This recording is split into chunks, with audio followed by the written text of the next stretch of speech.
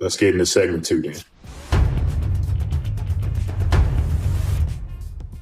Okay, so now we're going to jump over into segment 2 of our episode today. So that's really talking about the contract types and also their engineering impacts. So from a firm fixed price standpoint and fixed price incentive fee, the definition structure around it is that you commit to deliver a scope X for price P, and then in the firm fixed price incentive fee, you add a sharing formula to calculate that incentive fee.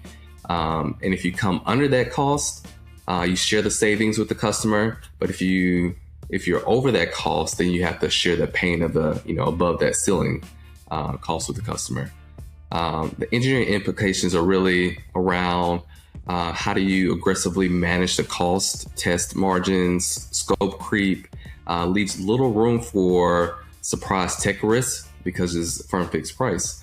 But it motivates you to have that robust risk analysis, trade studies, and margin the buffers in this contract scope. Business trade-offs, you want to handle that, DeWayne? Yeah, it's all about it's really high risk for the contractor. And this is what we're seeing now in industry that's coming out. But actually what our customers demanding is very high TRL type capabilities when we're even with brand new capabilities out. So everybody's favorite term, AI, machine learning, things that really haven't been solved out completely for that. Customers asking for this capability, but they want it on a firm fixed price contract. Or they want you to already develop the capability and have it ready to roll from you get going. This traditionally, that's seen, as a seller's market for them. Because that's when the domain is understood. But right now, traditionally in the marketplace for big programs, we don't see that. No, yeah, they want the plug and play model right now. That's so right. It's just, that's they right. want the lot of software, plug it into their system, whatever autonomous system they want to plug it into, and have it to work, and that's it. Can't even spell AI, but want it, right? That's the fun part we always talk about. So the second contract type we're going to talk about today is cost reimbursement. So I touched a little bit about this earlier with my example, but the definition structure is really you get reimbursed for allowable costs under this umbrella fixed contract plus the fee. So that fee can be incentive, award, or it can be fixed. The engineering impacts of this type of contract is it's much more flexible to change and response to the uncertainty that we talked about with all the new software type capabilities and products going on. It really requires a strong cost control because you have to really justify what's allowable versus unallowable in the contract structure. And then also you have to be ready for audits and be compliant with cost principles. DeWayne, what about the business side? On the business side, it's, lower risk. We love to see this one coming, right? It's just saying, hey, for the changes that you're going to have, we'd love to see a cost reimbursable type of contract structure, right? With some type of, fee or incentive award that gives you that you negotiate as you move forward. But it has lower profit potential. And obviously with that is a lot more overhead, a lot more oversight. But again, we're starting to, and like I said before, just as the customer's trying to see more and more the letting and having the requirements of firm fixed price, we're seeing less and less of these cost reimbursable type deals, unless they're on smaller type efforts. You'll see those. But for the big programs, it's going to be firm fixed price all day. Yep, absolutely. Third contract type is indefinite delivery, indefinite quantity.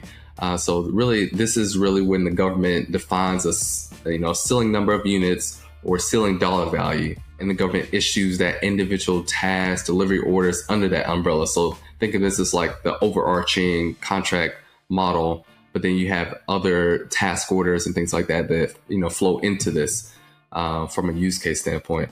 So use cases are really about like when you have a lot of parts, spares, engines, sustainment, where you don't know exactly the demand up front, but you want to have coverage for the entirety of the, let's say the product life cycle or the contract life cycle.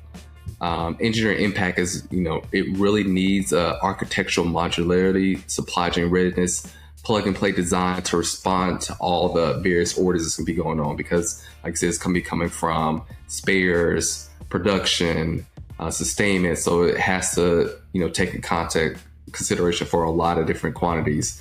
DeWayne, what about the business? You said it perfectly. The other thing about an IDIQ, it can also have different elements of the value stream in an IDIQ, right? It can have hey, I want you to produce a widget 1 through 20, and I might order 10.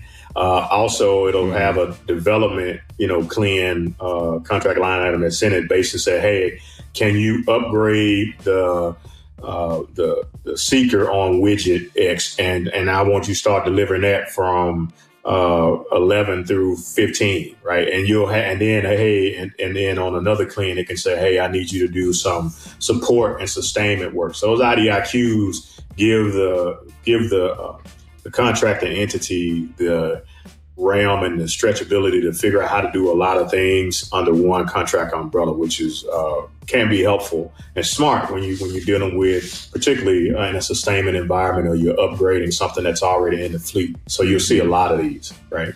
Yeah, and this is where those task orders, when you talk about CLIN updates, that's where those task orders get flowed out. It's like, hey, this task order is up for 11 through 20, or this task order is for like 5 through 6. So it, has that flexibility to roll out those different aspects of that. Right. We got one more, Rob. What you think? What we got? Yeah, so the last two we'll lump it in together. So time and materials, so that's labor hours. So it's really, really simple. Time and materials is like pay for the laborers plus the materials. And in use cases, really, it's when you can't precisely define the scope up front, and you have a lot of R&D, prototyping, exploratory work. This is really the type of contract you want to have. So it's for engineering trade-offs, it's really easier for those changes that are going to be going on for this. But you still must control that inefficiencies for those labor hours, because you want to make sure that you're staffing to the right levels, not producing unproductive work in these contracts. The last contract type is, I'll jump into this one. So it's performance-based, outcome-based availability contracts. So that's when, instead of paying for something specific deliverables up front, you pay for the outcomes. So X percentage of availability, some type of uptime when the mission is completed, is often used in sustainment, logistics, MRO, sustainment availability contracts. You really need that diagnostic tools, health monitoring, prognostics, and that maintenance for the engineering implications of this. So you don't want to expose yourself too much to faults, but to have that reliability and spare parts and supply chain resilience throughout that. DeWayne, walk us through the last business impacts of both of those type of contracts.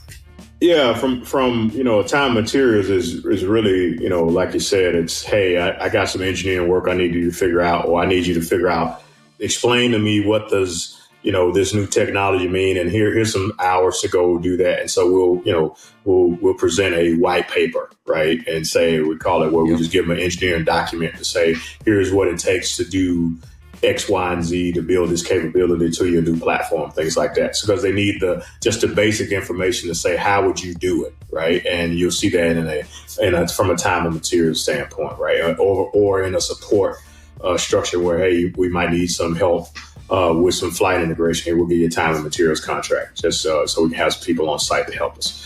From a PBL outcome and availability base, it's all about, it's a lot of upside in it because the system is efficient. So if you got, again, and that's why it's in a sustainment MRO type world where you know the ability of what's going on with your diagnostics, your mean time between failures, how many spares you need, you have a good spares plan, what to do if an error happens or issue comes down, or aircraft on the ground, or something like that. These are type of contracts you'll see in those MIFAs. So really high upside if you had an efficient process to execute it. It'll get in your teeth if you find a new problem under availability contract. It will cause all kind of trouble how to execute when you don't know what the issue is and you don't have an answer. And you can get caught up on an outcome based contract, that's for sure. But PBL as well, right? Yeah, you'll never get to the outcome. No, you never get to the outcome. Exactly.